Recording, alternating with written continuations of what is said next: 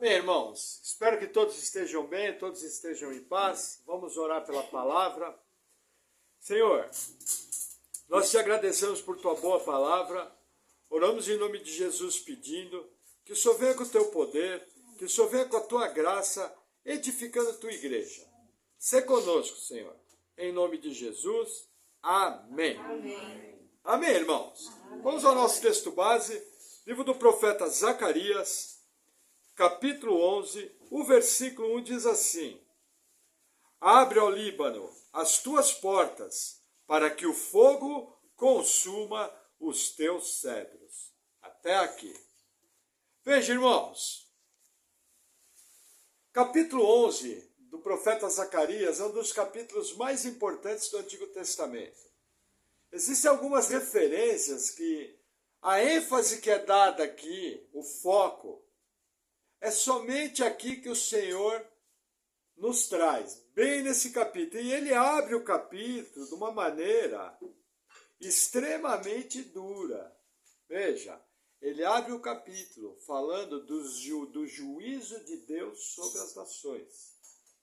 E ele vai começar com uma série de figuras. Por exemplo, ele vai falar com o Líbano, a questão do fogo consumindo os cedros. Por quê? Porque a árvore nacional do Líbano é o cedro. Se você vai ver a bandeira do Líbano, no meio dela tem um cedro. Então o que acontece? Esse início aqui é carregado de uma simbologia muito grande.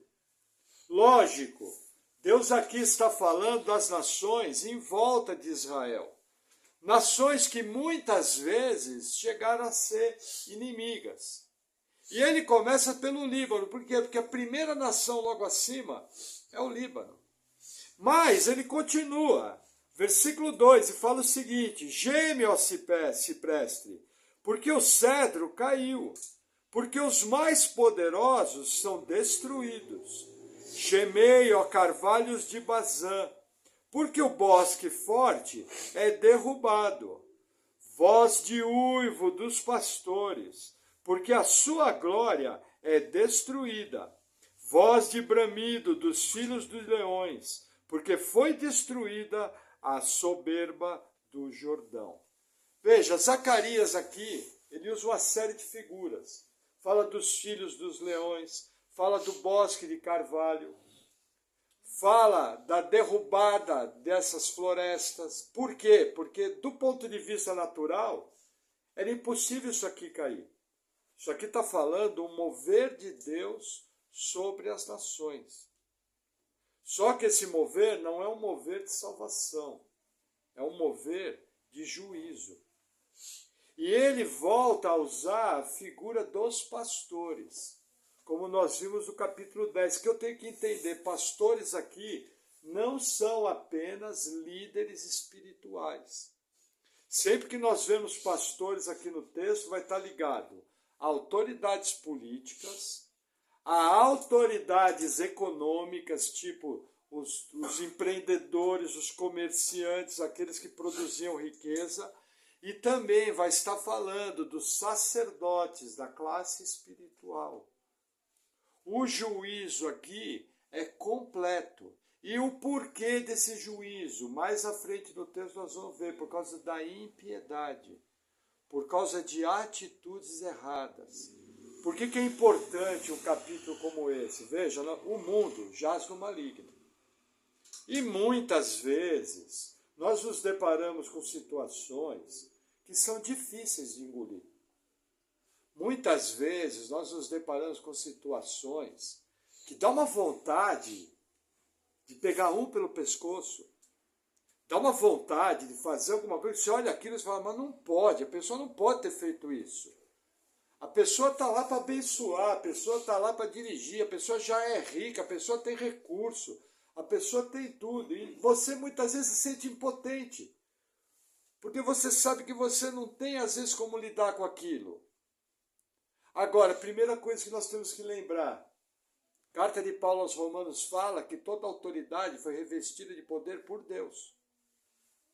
Então, não existe autoridade que não tenha sido colocada por Deus.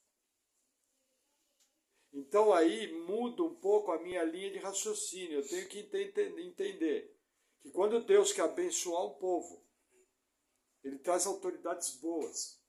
E quando um Deus quer trazer juízo sobre um povo, uma das ferramentas que ele usa, entre outras, é trazer autoridades corrompidas. Nós vemos isso muito claramente ali no livro dos Reis e no livro das Crônicas, que nós estudamos juntos. Quando Deus queria pesar a mão, veja, Deus levantou os piores governantes. Um dos exemplos mais assim exóticos que tem é de Manassés, neto do rei Ezequias. Manassés talvez foi o rei mais ímpio que Judá teve. Ele foi o rei que mais cometeu adivinhação, mais cometeu feitiçaria, mais cometeu idolatria. A Bíblia fala que ele encheu Jerusalém inteira de sangue inocente. Esse camarada reinou 55 anos. De maneira curiosa, Manassés foi concebido naqueles 15 anos que o rei Ezequias recebeu extra. Só para relembrar os irmãos, o profeta Isaías foi levantado para trazer uma palavra de enfermidade e morte sobre Ezequias. Ezequias virou seu rosto, chorou ao Senhor e ele recebeu 15 anos. Nesses 15 anos, quem é que Deus traz à existência? Manassés, filho de Ezequias. Eu falei neto, não, ele é filho. Aí você chega e fala, mas Senhor, não entendi nada. Só primeiro autoriza uma doença em Ezequias, aí o Senhor dá mais 15 anos, nesses 15 anos a esposa dele concebe, e o Senhor manda para a terra um dos reis mais ímpios, que o rei, que por causa dos pecados dele, gerações à frente, Judá ia ser levado cativo para a Babilônia. Aí você fala, Deus, não entendi nada. E para dificultar a nossa realidade, a nossa religiosidade, o que acontece? Deus pega esse rei, leva preso para a Babilônia, e lá ele é salvo. Lá ele se humilha. Deus não apenas faz isso, traz de volta e bota ele no governo de novo. E veja, nós temos dificuldade com esse tipo de situação, por quê? Porque a gente se acha muito bom. Nós olhamos para nós mesmos e falamos, não, eu, que nem Manassés, está maluco? Não. Por quê? Porque a nossa religiosidade, veja, eu não boto bomba em ônibus de criança, eu não vendo droga na esquina, eu não bato em pai e mãe, eu sou bom. Eu vou para a igreja, eu carrego uma Bíblia, canto o hino. Quando é para dar uma cesta básica, eu ajudo. Por quê? Porque nós achamos que nós somos menos pecadores. Veja, menos pecador até é, mas veja, é réu do mesmo juízo. É carente da mesma graça. Agora, o que nós temos que entender? Deus vinha olhando as gerações, os pecados do povo. O livro do Êxodo nos dá os 10 mandamentos, e lá tem um mandamento que fala o seguinte, que eu sou Deus zeloso, que visita a iniquidade dos pais dos filhos até a 4ª geração daqueles que me aborrecem. O que o versículo está falando? Em os descendentes permanecendo no mesmo pecado, aquilo irrita Deus profundamente. E Deus visita aqueles iníquos. Lembra que o Novo Testamento nos ensina, de Deus não se zomba. Aquilo que o homem plantar, certamente colherá. E o que acontece? Num acúmulo de pecados. Veja, as 7 nações que viviam na terra prometida, Deus foi longânimo com elas 400 anos. A turma sacrificava as crianças, praticava paganismo, praticava sexo ritualístico. E Deus ainda esperou 400 anos para salvar. O rei Manassés sacrificou seu próprio filho, queimado no fogo, a Moloque. E Deus vai lá e salva o irmão. Eu até brinco. Quando eu chegar na eternidade, um dos que eu quero conhecer é o irmão Manassés. Quero bater no aí, conta para nós como é que foi. Talvez os irmãos tenham essa dúvida, nós vamos saber quem é quem. Vamos estar num corpo glorificado, mas nós vamos saber quem é quem. E eu quero sentar do ladinho de Manassés. E quero ouvir um pouquinho da história dele. Por quê? Porque são histórias que nos incomodam. Se dependesse de nós, com certeza a gente mandava Manassés para o inferno. Bom, talvez você seja melhor do que eu mandava. Pegar aquele botãozão vermelho aqui, fazia assim, puf, explodiu. Entendeu? Mas assim, essa é a graça de Deus. Onde abundou o pecado, superabundou a graça. Agora, paciência de Deus tem limite. E de uma maneira misteriosa, Deus não trata as nações, os povos e as pessoas da mesma maneira. E contra esses povos, essas nações que estão em volta de Israel, Deus aqui nessa palavra está prometendo juízo. Porque povo ímpio, incircunciso, gente abraçada com o pecado, gente que, como todo ser humano que pisa nesse planeta, é rebelde a Deus. Carta de Paulo aos Romanos, capítulo 3. Não há quem busque, não há quem entenda, não há quem faça o bem. Todos pecaram e destituídos estão da glória de Deus. Veja, a natureza do ser humano é de ser rebelde a Deus. Sabe por que eu e você estamos sentados aqui? E por que Deus foi longânimo conosco? Foi graça. Aqui ninguém merecia ser salvo. Nosso papel na salvação foi o pecado, foi a transgressão. Se Deus fosse lidar conosco com a sua justiça, nosso destino era lago de fogo. Porém, na sua bondade, o Senhor veio e fez aquilo que era impossível, resgatar o que estava perdido. Agora, nem sempre o Senhor age dessa maneira. O mesmo Deus que ama é um Deus que executa juízo. E ele abre esse capítulo aqui falando, olha, gentios, eu vou chacoalhar vocês, eu vou abalar vocês. E efetivamente ele fez isso. Quando nós vemos a história daquelas nações, nos anos seguintes, as campanhas militares de Alexandre o Grande, as campanhas militares dos gregos, depois os governos que se instalaram, os Ptolomeus no norte, os Seleucidas no Egito, guerreando entre si, eles passavam varrendo. Então nós percebemos pela história que essa palavra se cumpriu. Agora, qual é a nossa esperança? Deus é bom e Ele é justo. E em meio ao juízo, Ele é um Deus que salva. Ninguém vai para o inferno porque Deus manda alguém para o inferno. A pessoa vai para o inferno porque ela é pecadora. E porque ela é rebelde a Deus. E porque ela não busca o Senhor. E não se arrepende dos seus pecados. Deus não manda ninguém para o inferno. Ao contrário, na sua bondade, Ele salva o seu povo. Agora, para o inferno eu vou porque eu quero, porque eu sou rebelde. Porque eu estou sempre virado de costas para Deus. Então nós temos que entender, ao servir o Deus da Bíblia, esse doce equilíbrio.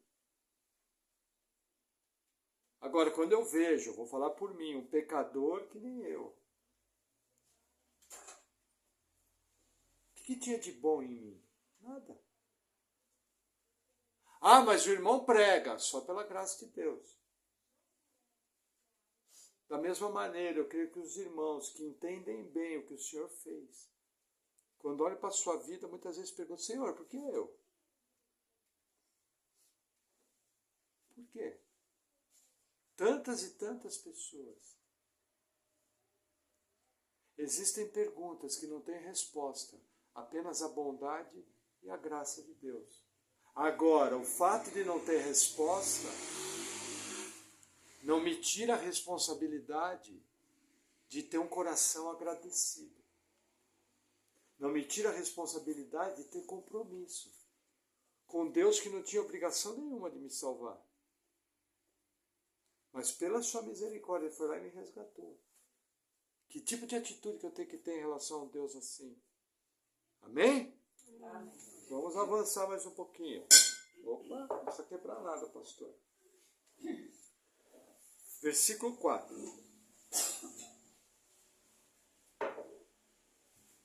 Assim diz o Senhor meu Deus: apacenta as ovelhas da matança, cujos possuidores as matam, e não se têm por culpados, e cujos vendedores dizem: louvado seja o Senhor, porque tem enriquecido, e os seus pastores não têm piedade delas. Olha que interessante. Aqui, Zacarias começa a falar diretamente ao povo de Israel. O que está acontecendo aqui? Eu tenho que entender o contexto de Zacarias. Em 539 a.C., o povo voltou do exílio. O rei persa Ciro assinou o decreto, o povo voltou. O templo foi reerguido em 516. O ministério profético de Ageu e de Zacarias aconteceu um pouco antes, em 520. Só que após isso, Zorobabel, que foi o grande governador, e Josué, o tempo deles passou. E a liderança que se instalou em Jerusalém não cumpriu o seu chamado. Porque, como que eu sei disso? 70 anos após o retorno, 80 anos, o retorno do povo foi em 539. Em 458 a.C., Esdras tem que ser mandado por Deus. Em 444 a.C., Neemias tem que ser mandado por Deus. E quando eles chegam em Jerusalém, o que eles veem? Eles veem uma cidade sem muros, com as portas queimadas, e eles veem uma geração de líderes totalmente corrompida. E vê uma geração de líderes, inclusive casado com mulheres estrangeiras, que não podia. Esse é o contexto dessa passagem. Aqui o templo já está reconstruído, a vida, entre aspas, normal da cidade está retomada, o país já estava funcionando de uma maneira relativamente normal. Só que a liderança, em vez de se preocupar com o projeto de Deus, que era recuperar tudo, trazer a nação para aquilo que era, o que eles começaram a fazer? Eles começaram a aproveitar das suas posições, seja ela política, seja ela espiritual, seja ela econômica. Eles começaram a aproveitar isso para se enriquecer. Não apenas isso. Eles ainda agradeciam a Deus, falando, olha, obrigado, porque nós estamos mais ricos. Quando eu estava fazendo esse estudo, eu lembrei de uma história que eu vi há muitos anos atrás, há 25 anos atrás, e a reportagem de uma famosa revista brasileira mostrava um ladrão diante de uma grande imagem, a imagem mais adorada nesse país, uma abominação, rezando para proteger o roubo. Essa é a nossa religiosidade. Nós queremos viver a vida conforme os nossos desejos, queremos fazer aquilo que nós bem entendemos, queremos agradar nosso próprio umbigo, e a gente ainda envolve Deus no projeto. E ainda dá uma rezadinha, dá uma benzida. Em nome de Padre, Filho e Espírito Santo, amém. Sabe? Para justificar pecado. Essa é a nossa visão religiosa. É a mesma aqui. Olha o começo da passagem, do 4. Apacenta as ovelhas da matança. Que Deus está falando, muda isso. O povo está morrendo, o povo está perecendo, o povo está sofrendo. E a turma está ganhando dinheiro em cima das minhas ovelhas e ainda está me agradecendo por isso. está achando que a impiedade deles está ligada a mim. Isso daqui é uma palavra extremamente dura. Atravessando os séculos. Hoje no mundo, infelizmente, tem muitos mercadores da fé. Ah, pastor, tem um monte de pastor que rouba. Ó, primeira coisa, quem rouba não é pastor. Segunda coisa, não existe ladrão apenas no meio cristão, existe ladrão em todas as religiões. Existe gente mal intencionada em todas as religiões. Todos eles são esses pastores aqui. Não apenas isso, existe ladrão na política, existe ladrão na economia. Porque é a natureza do homem. O ser humano, ele não é pecador porque peca. É o contrário, ele peca porque a sua natureza é pecadora. E sempre tendo uma oportunidade, onde além do coração, que é aquele freio moral que o Senhor coloca no homem, fica cauterizado, o ser humano mergulha no pecado. E não está nem aí, se está morrendo, se está pobre, não está nem aí. Nós vemos isso até hoje. O que esse capítulo nos ensina? Calma. O juízo vai chegar. Estava lendo uma passagem do Apocalipse essa semana. Assim que Babilônia cair, que representa todo o sistema religioso, político e comercial do mundo, quem estiver lá no céu, e eu espero estar lá junto com você, sabe qual vai ser nossa frase? Justos e verdadeiros são seus juízos. Por quê? Porque só existe uma coisa que satisfaz diante da impiedade. Quando Deus, o único que é capaz de julgar de maneira correta, de maneira imparcial, vem, coloca a sua mão e resolve o problema de uma vez por todas. O que eu tenho que aprender? Algumas obras vão ser julgadas muito rapidamente. Mas, infelizmente, por motivos que nós desconhecemos, algumas obras só vão ser julgadas no futuro. E é assim que funciona. Como eu costumo dizer, manda quem pode, obedece quem tem juízo. Amém? Vamos avançar mais um pouquinho. Versículo 6. Certamente não terei mais piedade dos moradores dessa terra, diz o Senhor. Mas eis que entregarei os homens, cada um na mão do seu próximo e na mão do seu rei.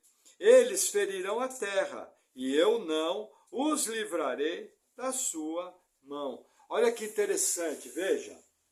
O Senhor, nós percebemos lá em Gênesis 6 um princípio. O Espírito do Senhor contendendo com o homem. O que eu entendo? Veja, eu entendo que Deus ele não é autor do mal. Por quê? Porque Deus é luz. E nele não habita treva alguma. Porém, eu entendo que Deus é soberano. E tudo que acontece na terra é porque ele autorizou. Como que ele faz isso? Um dos caminhos que Deus faz. Ele afasta a sua mão protetora e entrega o homem ao seu próprio coração. E aí o homem faz isso que está aqui no versículo. É um matando o outro, é outro traindo o outro, é rei fazendo impiedade, autoridade fazendo impiedade. Deus não precisa fazer nada, é só ele retirar a sua mão protetora. Da mesma maneira que eu e você não caímos. Porque Deus guarda. Às vezes nós podemos nos pegar falando, nossa, que bom que eu não me desvio, que bom que eu gosto de ir para a igreja, que bom que eu gosto de ler a Bíblia. Irmãos, desculpe contrariar, mas isso não vem de você. Lógico, é você que vive a vida cristã. São escolhas que você faz. Nós não cremos em livre-arbítrio, mas cremos em liberdade de escolha. São coisas diferentes. Mas dentro da sua natureza pecaminosa, você tem a liberdade de fazer escolhas. E é lógico, você que vive a vida cristã, mas entenda, você só está sentado aí, ouvindo a palavra. E hoje você pecou pouco, porque foi a mão de Deus que guardou você. Porque eu não sou apenas salvo por Deus, eu vivo a vida cristã através do poder de Deus. Isso é muito importante, por quê? Porque isso nos mantém dependentes do Senhor. Você pode ver, quando a gente começa a achar alguma coisa, Deus só dá uma tiradinha de mão, de repente você dá uma barbeirada, carnona velha levanta, defuntão velho lá do batismo, você tira o pé da cabeça dele, ele sobe. Você olha, da onde veio? Veio daí, da sua natureza pecaminosa. Mas é a graça de Deus que te mantém. É como Deus faz aqui, ele só tira a mão, ele fala, vou entregar o homem a si mesmo. Acabou. Vira tudo no chapéu velho. Amém? Versículo 7. Eu, pois, apacentarei as ovelhas da matança, as pobres ovelhas do rebanho. Tomei para mim 2 varas.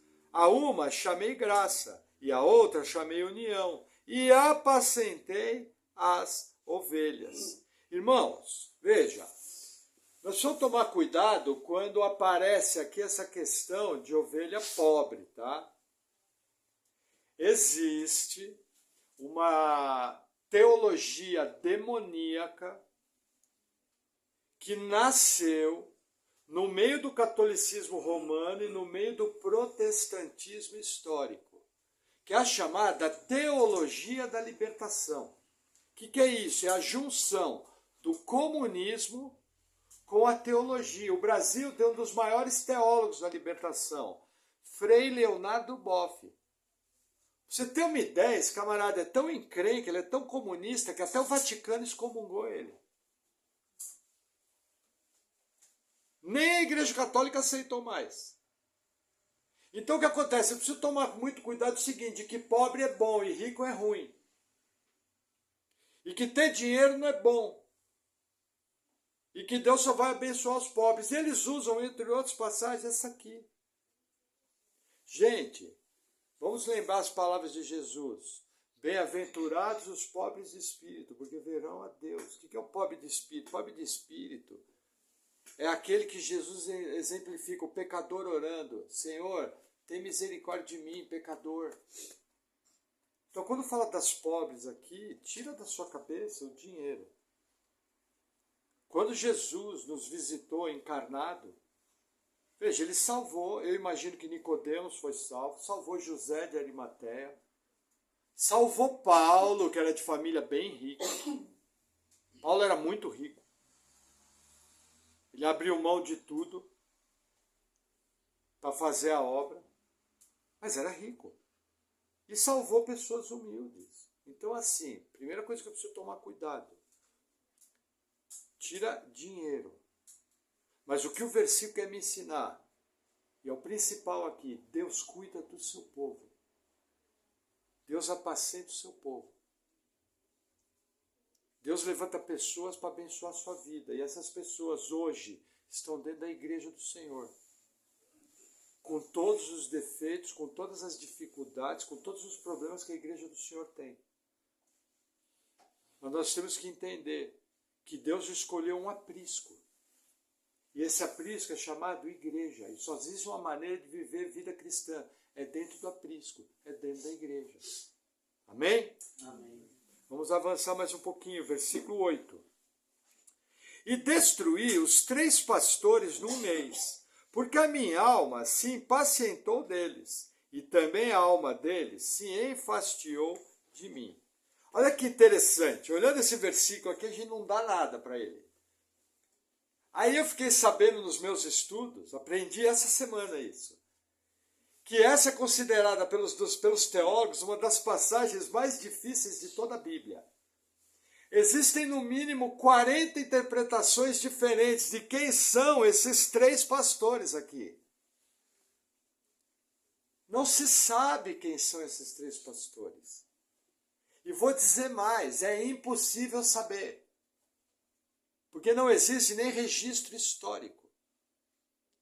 Mas o que o texto fala é que em um mês, no caso aqui é um mês judaico, 28 dias,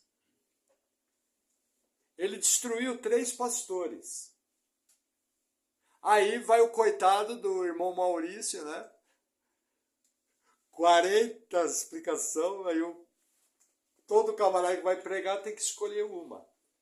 Eu tenho a seguinte lente teológica: sempre que o simples encaixa de maneira satisfatória e literal, eu vou para o simples. Pelo contexto do capítulo, eu entendo que essas 3 autoridades representam o quê? O poder político, o poder econômico e o poder religioso. E um mês aqui fala de um período muito rápido de tempo. Esse trecho está falando o seguinte, ó, Deus veio e derrubou todo mundo. Deus veio, botou a mão e puxou o tapete de todo mundo. Isso aqui está falando de uma ação de Deus. Não apenas uma ação pontual, mas uma ação que se arrasta. Isso aqui, como o querido pastor Antônio Neto ensina, isso daqui é uma literatura de ementa. É como se fosse um padrão profético. E eu não sou bobo nem nada, o professor falou, a gente ouve e grava, né? E copia. Que aí tem menos risco de errar. Entendeu? Então isso aqui, o que a gente percebe na história? Vira e mexe, Deus pesa a mão e um poder político cai, um poder econômico cai, um poder religioso cai, ou cai os 3. São ações de Deus. E o que Deus está falando aqui? Olha, derrubei todo mundo. Veja que interessante, quando Esdras e Neemias vão chegar em Jerusalém anos depois, eles arrebentam com tudo. Não escapou nem o sumo sacerdote. O sumo sacerdote mandou fazer uma salinha para um ímpio chamado Sambalate, um gentil, ou Tobias, um dos 2 nomes, para o cara morar dentro do templo. O que Neemias falou? Bota para fora. Entendeu? Então o que a gente percebe? Essa palavra já dentro da própria Bíblia, dentro daquela própria geração, a gente já vê ela se cumprindo. Deus veio, pesou a mão e acabou. Amém? Versículo 9. Avançando. E eu disse, não vos apacentarei mais. O que morrer, morra. E o que for destruído, seja destruído. E as que restarem, comam cada uma a carne da outra. Olha que interessante. Lembra que eu ensino? Deus de amor. Apacentarei as minhas ovelhas. Deus de juízo. Entreguei as outras ao juízo. Imagina uma palavra extremamente simpática. Evangelismo, na época do profeta Zacarias evangelizando. Olha a cena. Chega na praça e fala, Deus vai salvar aqueles que o amam. Todo mundo, ê! E aqueles que não amam, um vai comer o outro, cozido, na panela. Olha o tipo de evangelismo. Mas, irmãos, numa boa, né? Evangelismo, que Deus te ama, não é evangelismo. Isso aí é palavra bonitinha para encher o ego de pecador. Evangelismo é o seguinte, somos todos pecadores. Se você, porém, o nosso destino é o inferno, condenação eterna, mas a boa nova qual que é? Que Deus muito nos amou e enviou seu Filho Jesus para todo aquele que nele crê, não pereça, mas tenha a vida eterna. Quem crer será salvo, quem não crer já está condenado. Então até no evangelismo correto você tem amor e você tem juízo. É o mesmo Deus, antiga aliança e nova aliança, não tem diferença, a mesma maneira de lidar. Não mudou nada, a gente tem mania de achar que o Deus do Novo Testamento, se é que existe isso, é mais brando. Eu costumo usar o seguinte exemplo. No Antigo Testamento, Deus mandou exterminar uma cidade, por exemplo. Mandou passar fio de espada a todo mundo. Fala, nossa, que Deus ruim. No Novo Testamento, Jesus abre um selo. Naquele selo, 1/4 da população da Terra é morta. Se fosse hoje, 2 bilhões de pessoas. Jesus, que morreu na cruz, para mim a salvação é sua. Então não existe diferença. Deus age da mesma maneira, ele é tanto amor como juízo. Isso serve de advertência. Amém? Vamos seguir. Versículo 10. E tomei a minha vara, graça, e a quebrei, para desfazer a minha aliança, que tinha estabelecido com todos esses povos. Olha que interessante essa informação.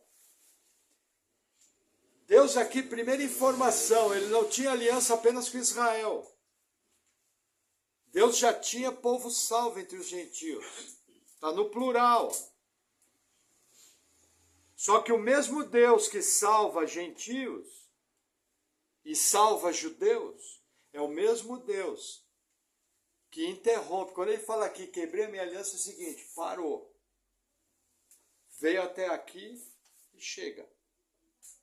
Entendeu? Por quê? Porque a salvação é pela graça, irmãos. Tanto a salvação no Antigo Testamento como a salvação no Novo é pela graça mediante a fé. Não muda nada. A única diferença é o seguinte, no Antigo Testamento eles eram salvos pela fé no Messias que ia vir. No Novo Testamento nós somos salvos pela fé no Messias que já veio. Só isso. Mas é a mesma salvação. E aqui Deus fala, ó, interrompi a minha aliança. Fechou. Amém? Versículo 11.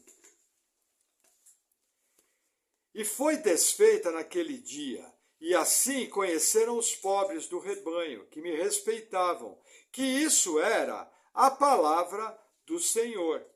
Porque eu lhes disse, se parece bem aos vossos olhos, dai-me o meu salário, e se não, deixai-o.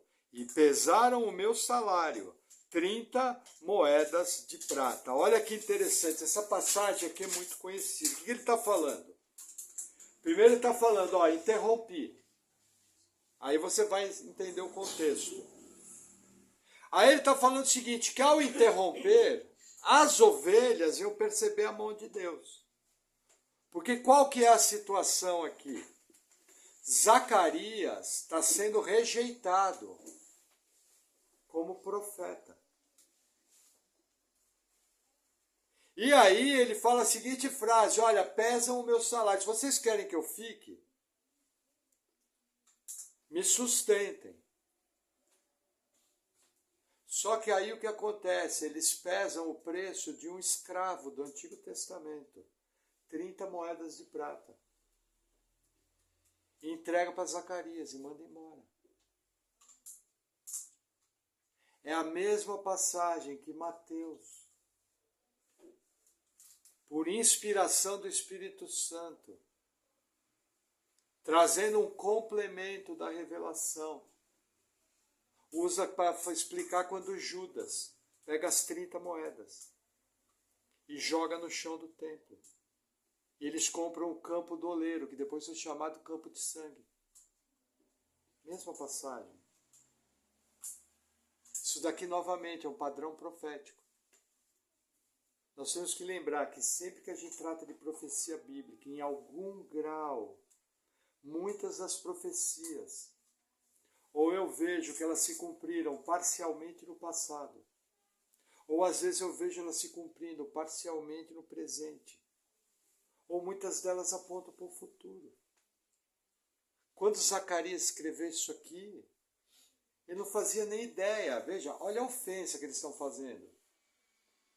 Eles pegaram o profeta, que foi boca de Deus na reconstrução do templo, que animou Zorobabel, animou Josué, o profeta que deu a visão que transformou Josué em sumo sacerdote, o camarada que foi usado por Deus, um dos maiores moveres do retorno do povo. Eles pesam o preço de um escravo e jogam no colo dele e falam, tchau, hasta la vista. E despedem o profeta.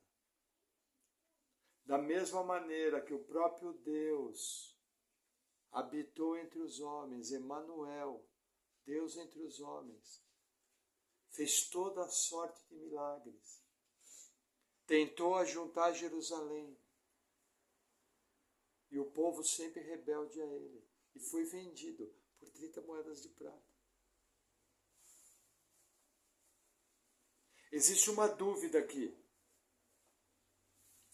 Quando o Novo Testamento fala que Jesus fala, Zacarias foi morto entre o altar, foi morto dentro do templo. Qual é a dúvida?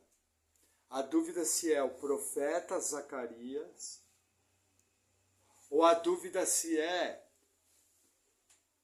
o sacerdote profeta Zacarias nos tempos do rei Joás. O rei Joás foi muito bem, até que o pai de Zacarias morreu. Agora não estou me lembrando o nome dele, ele morreu com 130 anos. Foi um dos homens mais longevos do Antigo Testamento. Pra vocês terem uma ideia, Davi morreu com 70 e pouco.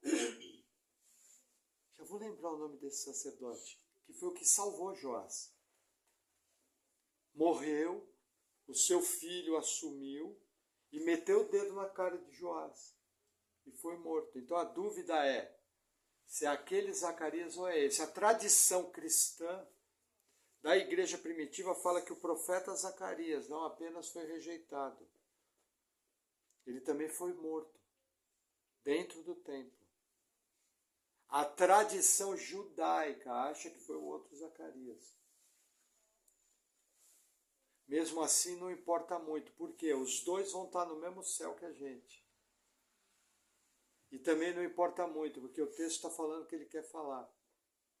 O povo ímpio, incircunciso, sempre que pode, rejeita os homens de Deus.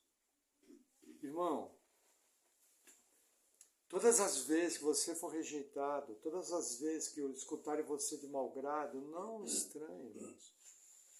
É o normal. Servo de Deus, muitas vezes, é aquele que azeda o ambiente. Vou dar um exemplo simples. Você está lá com a família assistindo um filme. Aí o filme é um romance, coisa mais linda. Aí o casal do romance, aquela cena linda, finalmente eles ficam juntos. E vão para a cama. Aí todo mundo, ai que lindo, que maravilha, coisa linda, não é assim? Aí vem o entravado, a encrenca de duas pernas, carregador de Bíblia e cantador de hino. Não, peraí, mas o cara é casado e eles estão fornicando, isso aí é pecado. Pronto, azedou.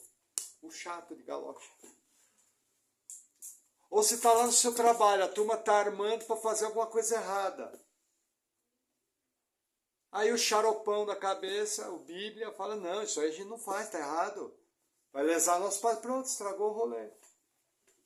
Não é assim? Você pode ver, sempre quem estraga. Entendeu? A pessoa vem contando, olha, eu fui numa cartomante e leu tarô pra mim, leu meu horóscopo. Aí você olha e fala, ó, deixa eu falar uma coisa, hein? Isso aí é demônio que falou lá, hein?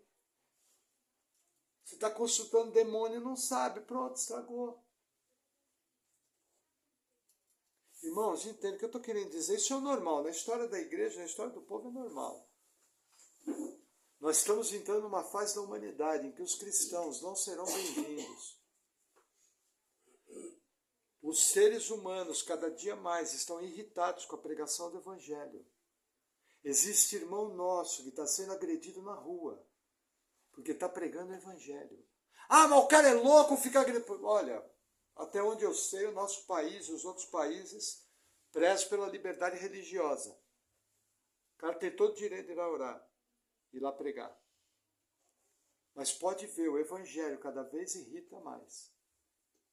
E a nossa mídia anticristã é cada vez mais contra o Evangelho. Outro dia eu vi uma figura conhecida, bem endemoniada por sinal, falando, não, eu não acredito num Deus que pune macumbeiro, que pune outras religiões, que pune não sei o que é. Então eu não acredito no Deus da Bíblia. Realmente, o seu Deus não é o Deus da Bíblia, não é o meu Deus. Agora, vai falar isso para ver. Manda alguma pessoa famosa se converter e dar testemunho da sua fé na grande mídia, para ver se não perde o emprego. Por quê? Porque a mensagem do Evangelho, não apenas dos dias de Zacarias, mas cada vez mais ela vai irritar, ela vai incomodar. Nós estamos entrando num mundo pós-cristão. Então é bom se preparar, se apegar bem com Deus e não ficar chateado, irmãos. Olha, se você falar alguma coisa guiado pelo Espírito Santo, aquilo ali for bíblico, descansa. pode ser que você não vai ser bem recebido, seja por família, seja por colega de trabalho, seja pelo que for. Não vai brigar também, vai falar, é a minha maneira de pensar. Entendeu? Te falei isso porque eu quero que você fique sabendo, fechou, acabou, toca o barco. Amém? Vamos avançar mais um pouquinho. Versículo 13. Deixa eu correr um pouquinho. O Senhor, pois, disse-me, arroja isso ao oleiro, esse belo preço em que fui avaliado por eles. E tomei as 30 moedas de prata e as arrojei ao oleiro, na casa do Senhor. Até aqui, irmão, vocês já não viram essa passagem na Bíblia? Gente, ó, eu estava vendo um comentarista bíblico falando, ele acha o seguinte, que Judas sequer lembrou dessa passagem quando fez isso. Mas é exatamente o que Judas fez em relação a Cristo. Isso daqui é uma sombra, tá? Irmãos, cuidado, assim com todo respeito, veja, eu sou um pregador simples, na verdade, no meu português eu falo, eu sou um jaguara, vendedor de Bíblia, que prega a palavra pela misericórdia de Deus. Mas eu procuro fazer o meu melhor. Naquilo que eu tenho entendimento, procuro fazer o melhor. Então tem gente muito mais capacitada do que eu. Isso você pode pegar na internet pregadores muito mais capacitados. Mas tem gente que vê Jesus em tudo quanto é texto. E isso é um exagero. Agora, essa passagem aqui é inegável. Ela fala diretamente do nosso Senhor. Da mesma maneira que aconteceu com o profeta Zacarias. Aconteceu com Jesus. Os dois foram vendidos. Os dois foram martirizados. Eu acho que a hipótese de que Jesus falava de Zacarias é a mais plausível. Antes eu até achava que era o outro Zacarias, mas hoje, olhando melhor, mudei um pouco de ideia. Acho que tem a ver com desse contexto aqui, desse texto, tudo que aconteceu, entendeu? Zacarias é uma sombra. O que aconteceu com Zacarias é uma sombra. Da mesma maneira que Zacarias veio trazer as palavras da verdade, que foi rejeitado. Jesus Cristo também veio e foi rejeitado. Nossa, pastor, que bom que isso aí aconteceu há mais de 2000 anos. Mas abre o olho, meu irmão. Porque hoje, cada vez que a palavra de Deus é pregada de maneira bíblica, você tem diante de você uma escolha. Que é ouvir a instrução da palavra de Deus e seguir, ou dar de ombros. E achar que isso é para quem está sentado do seu lado. E não fazer. De uma maneira indireta, você vai estar fazendo a mesma coisa que esse pessoal fez. Entende por que a salvação tem que ser pela graça? E permanecer na fé tem que ser pelo poder de Deus? Porque se dependesse de nós, a gente dava um jeito de perder. É algo para se pensar, né? Coração agradecido nos aproxima do Senhor. Amém? Versículo 14. Então quebrei a minha segunda vara, a união, para romper a irmandade entre Judá e Israel. Veja, Deus havia reunido de volta. E o que Deus faz? Semeia desunião no meio do povo. Por quê? Consequência de pecado. Se a sua família é uma família de crentes, nascido de novo, e está passando por desunião, é bom parar e fechar para balanço. Talvez caiba um período de jejum e oração, uma boa conversa da parte dos outros. Estou falando de crente, não estou falando de carregador de Bíblia, não. A gente sabe quando alguém é crente ou quando alguém é carregador de Bíblia. É só você ver pelo fruto. Entendeu? Mas assim, falta de unidade é sinal de que algo não vai bem. Tipo assim, levanta uma placa amarela. Liga a antena. Como eu costumo dizer, tem boi na linha. Amém? Vamos seguir um pouquinho mais. Versículo 15. E o Senhor disse-me, toma ainda para ti o instrumento de um pastor insensato, porque eis que suscitarei um pastor na terra, que não cuidará das que estão perecendo, não buscará a pequena, e não curará a ferida, nem apacentará a sã, mas comerá a carne da gorda, e lhe despedaçará as unhas. Até aqui, olha que interessante. Irmãos, primeira coisa, quem levanta o pastor? Quem levanta essa tranqueira aqui? Aí você fala, Deus, não entendi. Eu também não. Mas quando você vê o contexto do capítulo, o que acontece, irmãos? Não abuse da paciência de Deus. Essa turma aqui abusou, bateu do jeito que queria, bateu com as costas da mão, sabe? Tem gente que abusa. Tem gente que pega pesado. Ah, você pegou pesado? Tranquilo, numa boa, entendo. Aí entrega na mão de uma autoridade como essa. E fala que o próprio Deus fez isso. Percebe a seriedade das nossas atitudes? Muitas vezes hoje em dia se prega uma graça barata que não existe. Tem que se tomar muito cuidado. Irmão, quando você erra, tem um cara que é ponta firme no Antigo Testamento, Davi. Irmãos, Davi não é ponta firme? Salomão, ponta firme. Só que olha que interessante, Davi cometeu um erro com Batseba. De maneira direta ou indireta, perdeu 4 filhos por causa daquilo.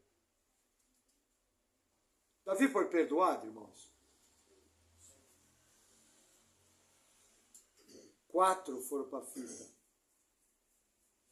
Já preguei isso aqui na igreja. Salomão foi o cara. Sábio até o último fio de cabelo. Melhor que eu e o irmão. E aí no fim da vida, o que ele foi fazer? Foi adorar ídolo. É uma mancha. Eu imagino que Salomão foi salvo. Os teólogos imaginam que ele foi salvo. Por causa da graça, né? E porque Jesus cita ele como um exemplo de fé e de grandeza. Entendeu? E eu também creio na doutrina que uma vez salvo, sempre salvo. Mas você vê, manchou. Porque a gente olha o texto desse, a nossa tendência é olhar para o incircunciso, a nossa tendência é olhar para o ímpio. Mas esse texto aqui está sendo pregado para o povo de Israel. E hoje está sendo pregado na igreja, povo de Deus. Se é pregado para nós, é porque tem algum ensino prático para nós. Quantas e quantas pessoas não vigiam e naufragam na fé? Quantas e quantas pessoas estavam caminhando bem? Você olhava a pessoa abundante em boa obra, cuidava bem da família, levava a família para o Senhor, cuidava bem de sua esposa, era uma boa esposa para o seu marido, era um bom exemplo para os filhos, dentro da possibilidade de servir no ministério. Tinha uma vida cristã intensa. O Senhor falava com a pessoa através da palavra, o Senhor falava com a pessoa através das pregações. A pessoa tinha impressões que vinham ao seu coração, que o Senhor trazia aqueles pesos. Bíblicos, é lógico. Nada etéreo, né? Mas eu entendo que nós servimos um Deus pessoal e que se dirige a nós, quando necessário, de maneira pessoal. Essa é a minha visão de Deus. Tem gente que pensa diferente. Eu acho que Deus fala pela palavra, amém. Mas vai dizer que não tem hora que Deus coloca no seu coração. Ó, ora para aquele seu primo lá. Ó, ora para aquele seu amigo de trabalho. E você sem saber a hora. Fala, deve estar imaginando coisa. Virei fanático. E aí depois do tempo você fica sabendo, pô, o cara estava no maior sufoco. Eu já vi isso acontecer. Mas por quê? Deus é um Deus pessoal, e quando ele se comunica com seus filhos, ele o faz de maneira eficaz e bíblica. Eu pergunto, uma direção de orar por alguém é de quem? Vou responder. Com certeza não é do diabo, porque o diabo não converteu. O diabo não manda orar Concorda? O diabo converteu, irmão? Não. E a Bíblia manda, orar é ser cessar. Pô, se vem uma coisa, um pensamento. Ó, ora pelo pastor Maurício, faça isso. E de joelho, hein? Não, tô brincando, pode orar em pé. Mas percebe? Para orar. Então, passagens como essa.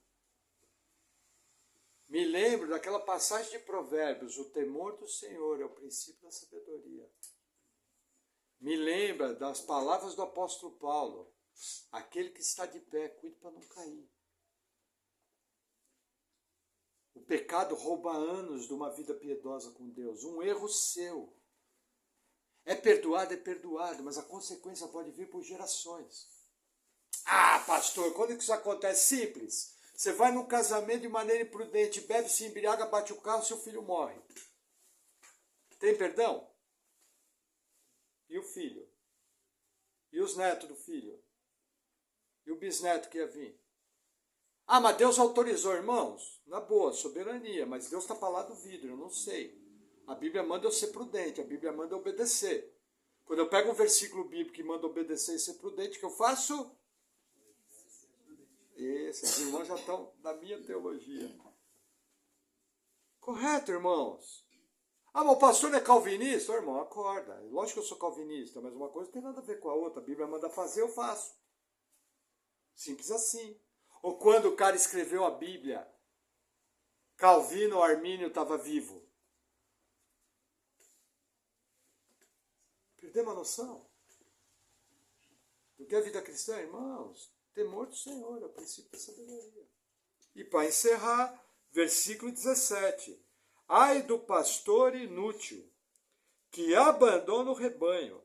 A espada cairá sobre o seu braço e sobre o seu olho direito. E o seu braço completamente se secará, e o seu olho direito completamente se escurecerá. Até aqui, veja. Explicar para os irmãos. Eu tenho cirurgia de catarata nos meus 2 olhos. Sorte minha que eu nasci no século XXI, pela vontade de Deus, século XX, aliás, sou do milênio passado. E não nasci na época de Paulo, senão eu estava cego. Certo? Estava ou não estava? Aí, quando eu li esse versículo a primeira vez, a primeira coisa que eu pensei, eu falei, nossa, será que eu não pisei na bola? Alguma palavra que eu preguei, aí a mesma coisa. Quando a gente lê assim, você fala, pô, o pastor inútil, Deus vai secar, vai ferir o olho direito. E era bem no olho direito que estava a catarata primeiro. Lógico, né? Novo na fé e tal, mas eu já pregava, eu comecei a pregar muito novo. Não, velho de idade, mas novo. Entendeu? Com 30 e poucos anos. Logo que eu fui salvo, eu já queria pregar. Mas aí, quando eu estudei essa passagem, eu fiquei aliviado. Por quê? Isso aqui é uma figura de linguagem, é literatura hebraica. Na literatura hebraica, o braço secar é que Deus vai quebrar o poder daquela pessoa. Na literatura hebraica, perder o olho direito é perder o bom senso, é perder a visão para governar, para realizar. O que Deus está falando aqui? Olha, o pastor inútil, as autoridades inúteis, eu vou quebrar o braço delas, elas não vão mais fazer nada e vão perder todo o discernimento. Isso a gente vê acontecer e você fala, amém, glória a Deus. Tá, mas vamos lá. Esse versículo aqui não está aqui só para jogar pedra no telhado dos outros, correto? Lembra, foi escrito para o povo de Deus, eu sou povo de Deus, 1 mais 1 é 2, é para mim. E aí eu fiquei incomodado com esse versículo aqui, porque é o seguinte, irmãos, quem é o pastor da sua família?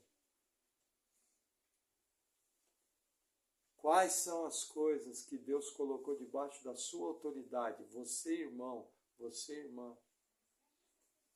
Que coisas o Senhor tem entregado para você fazer e colocou debaixo da sua responsabilidade. Você tem feito isso de todo o seu coração? Você tem buscado sinceramente cumprir a vontade de Deus, cumprir o chamado de Deus para a sua vida sinceramente? Se não, corre o risco, não vamos colocar isso aqui numa matemática. A gente sabe que Deus é misericordioso, mas veja, é um aviso.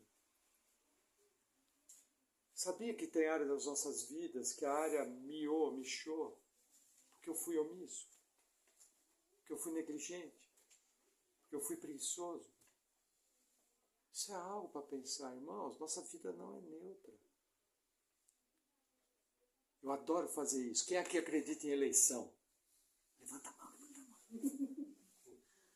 Nós somos eleitos para as boas obras. Nós não fomos eleitos para colocar um crachá, Zé Calvino. Nós somos eleitos para boas obras. E se você é omisso, a consequência pode chegar. E pastor, o que eu faço? Agora que você falou, veio na minha memória umas 5 áreas que eu estou sendo omisso. Ah, bem-vindo ao clube, porque eu também estou junto. O que eu tenho que fazer, irmãos? É aquela frase clássica. Se isso está acontecendo comigo, está acontecendo com você. Quando você chegar no seu travesseiro, bate um papo com Deus. Fala para Ele tudo aquilo que o Espírito Santo, através do seu poder, trouxe ao seu coração, mostrando que não está fechando com a Bíblia. Confessa. Pede misericórdia e fala, Senhor, eu não dou conta. Muitas vezes eu sou fraco. Quando eu vou ver, eu erro. Eu preciso que o Senhor tenha misericórdia da minha vida. Não me entregue ao meu próprio desejo. Me ajuda. E com certeza, como eu amo essa cena, o Todo-Poderoso levanta do trono. Vocês imaginam Deus assim? E fala, bota a mão no seu peito e fala, agora é comigo. Porque você teve a humildade de reconhecer sua limitação, de reconhecer sua dependência. Você veio buscar o único que pode resolver isso. Porque, irmãos, nós somos falhos. Irmãos, nós temos defeito. Nós somos pecadores. E se não é a graça de Deus na nossa vida, a gente não dá conta. Só que tudo isso tem que ser resolvido com sinceridade, lá no travesseiro. Uma conversa sincera. Falando onde dói, falando dos medos. Falando das dificuldades, dos erros. E com certeza a graça de Deus vai te alcançar. E você vai ser capacitado pelo poder de Deus a viver uma vida cristã decente. Cheia de boas obras. Amém? Amém? Vamos orar por isso?